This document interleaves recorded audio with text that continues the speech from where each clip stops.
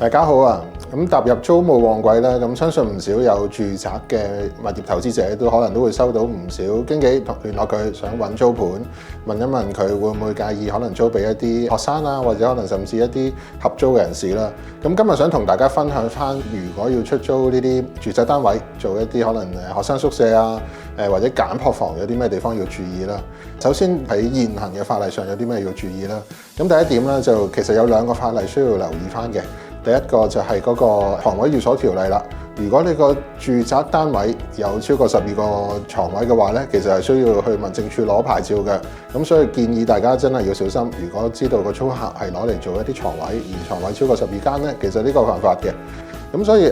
租俾學生或者租俾其他嗰啲外勞宿舍咧，有啲咩地方要注意咧？第二個法例啦，就係關於呢個租務管制嘅條例啦，同埋呢個簡樸房嘅條例啦。咁有兩個步驟啦。第一個步驟喺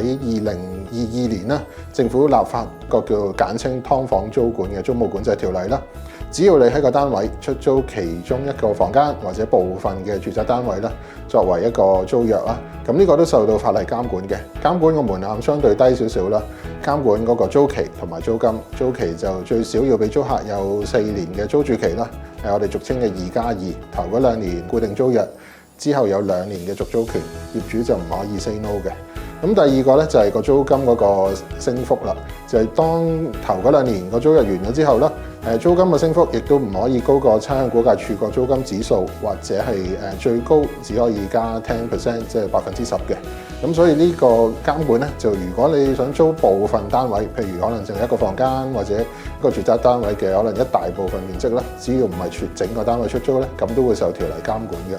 咁第二個門檻就係一個簡樸房嘅條例啦，呢個就比較新鮮少少，今年先實施嘅。簡樸房條例簡單啲嚟講啦，只要你有改動嗰個物業間隔，譬如可能本身係3房改咗做4房、5房嘅，而第二個就係你以多過一份租約去出租，可能我哋分租咗一個房間俾A 租客，第二個房間俾 B 租客，只要多過一份租約咧，咁其實你就需要去登記翻呢個簡樸房啦。咁簡樸房個門檻好高嘅，因為咧會受到一啲建築物嘅規格監管嘅，例如佢最低基本面積啦、樓底有幾高啦、合唔合乎消防條例啦。另外最大個問題就係嗰個物業會唔會有通風照明啊？呢啲都會受到監管嘅。咁所以如果各位業主啦，真係自己個單位需要做呢啲改裝，或者要租俾一啲學生啊，或者其他人士係做一啲頭先所講條例規管嘅地方咧，咁就要特別留意需唔需要做翻一啲相應嘅登記，或者係符合翻法例嘅個監管啦。提一提翻啦，如果做簡樸房嘅咧，其實未必所有單位都合規格嘅。舉個例啦，譬如有啲大型嘅屋苑，咁大型屋苑裏邊其實都會有一個大廈公契嘅。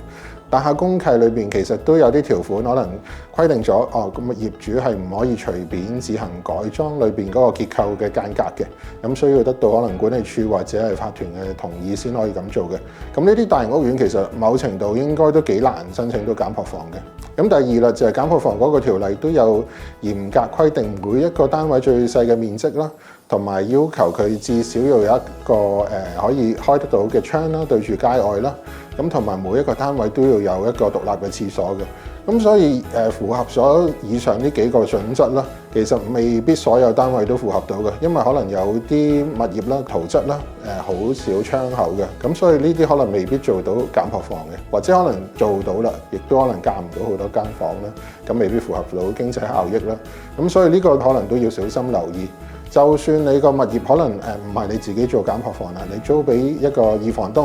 東自己再去規劃呢樣嘢啦，其實業主某程度都有個責任嘅，所以都要小心。到時如果佢做一啲唔合法例規定嘅嘢，違反咗簡樸房條例或者一啲其他相關嘅法例咧，業主最終都會負翻一部分嘅刑責嘅。咁所以呢個業主亦都要特別小心。如果你係物業投資者啦，咁你持有住宅物業，想喺呢個趁住租務旺季喺市場上邊分一杯羹咧，可以同我哋作初步諮詢嘅。咁我哋可以幫你睇睇個住宅物業適唔適合做簡樸房或者一啲合租嘅單位啦。我哋有呢個租管服務啦，可以幫你一條龍由收租管理到經營啦。咁我哋都可以代辦嘅。咁有興趣可以睇睇我哋網頁或者直接聯絡我哋查詢。